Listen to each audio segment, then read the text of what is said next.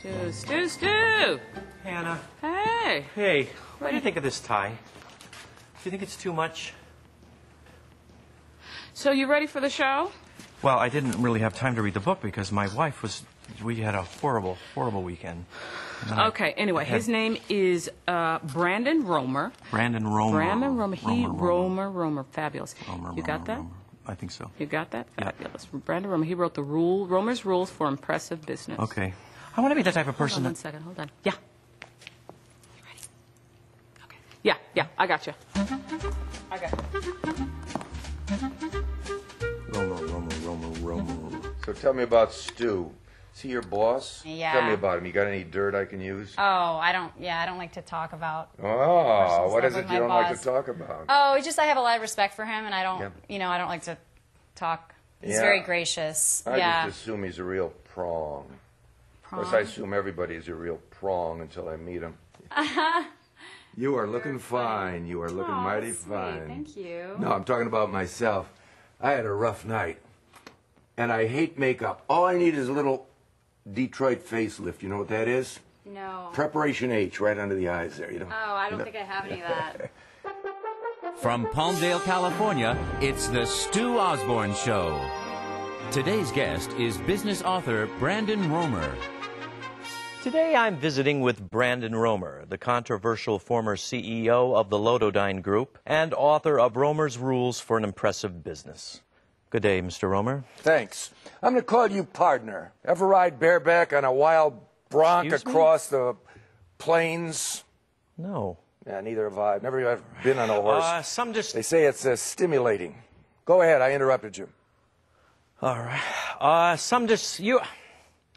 You're in the unusual position of being both the author of a business book, but also the former CEO of the Lododyne Group, which by any objective measure was a complete failure. You know, a partner, failure is a tricky word. I would say our successes were focused in more specific domains, if you would. Well, Mr. Romer, what are your rules for an impressive business? Well, one rule is one of my favorites, and you can't succeed without it.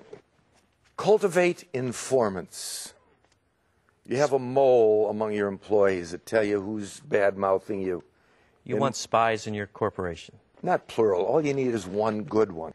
And they'll come to you with information that you may not want to hear, but it gives you a feeling of power. What are some other rules? Another rule, one of my favorites, pretend to care. Pretend to care. Yes. This summer, one of our young ladies, her mother took sick, and she asked if she could fly home to visit her. I said, of course, but I had her paged at the airport, and I said, you've got to get back here. An emergency has come up. When she came back in the door, I went over and I rubbed her shoulder. I said, any late word on your mom? How's she doing? I heard rumor that on Secretary's Day, you gave your assistant an envelope full of dirt. You know, I tried to explain it by telling her that I'd found some valuable coins in the forest, and that they were magical coins, and they disappeared.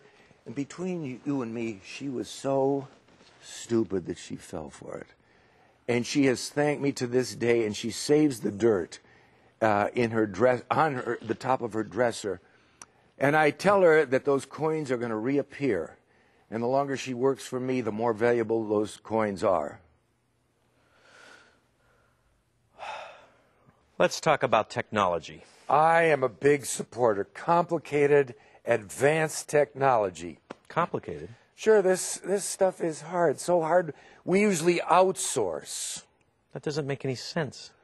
Look, we found that the best technology actually gets in the way. It forces people to work a certain way. You know, my way. Mr. Romer, you lost a lot of very good people to competitors in your effort to streamline. Paula Mills, the Gretsch Group, does that name ring a bell? And incidentally, I call it the Wretch Group. The Wretch Group. She credits her success to nimble teams with nimble tools. Yes, I don't like to work with nimble tools. She's not very self-reliant then, is she? I had the opportunity to talk to Miss Mills last week. Here's what she had to say about the success of her company. Ms. Mills. Oh, Paula, please. Oh, Paula. Well, Paula, how did you do it? We create innovative products and services because we empower people with the right tools for success. That just makes sense if you think about it. We're highly efficient because we're collaborating in teams.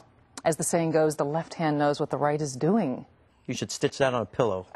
Well, I didn't coin it, but now that you mention it. That's why I'm separating from my wife. She does not believe in teamwork.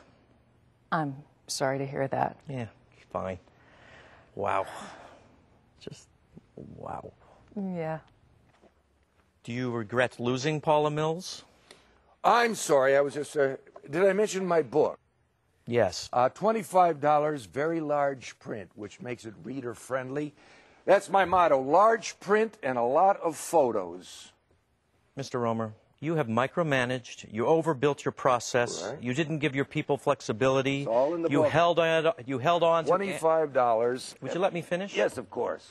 You held on to antiquated methods. You failed. You're a business failure. Why would anybody want to buy your book? Why would they want to hear what you have to say about business? Because, buddy, I am rich.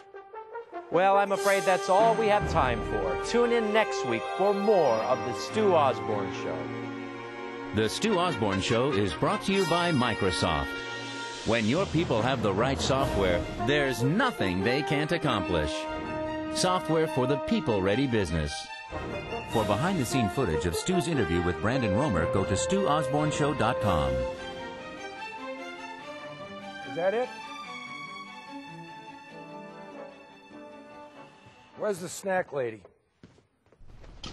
Oh, hi, Mr. Romer. Oh, hi. Nice to be recognized. Are these bagels free? Oh, yeah. I think I might take some.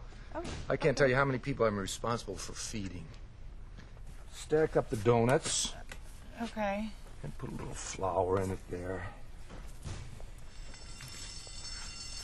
And this, my dear, Oh. is for you. Could you get this out to my car someplace? Don't tell people it's for me. It's a surprise. And anything else you want to put in, any garnishes in there? Sure. All right. Good to meet you, darling. What was your name? Amy. Amy.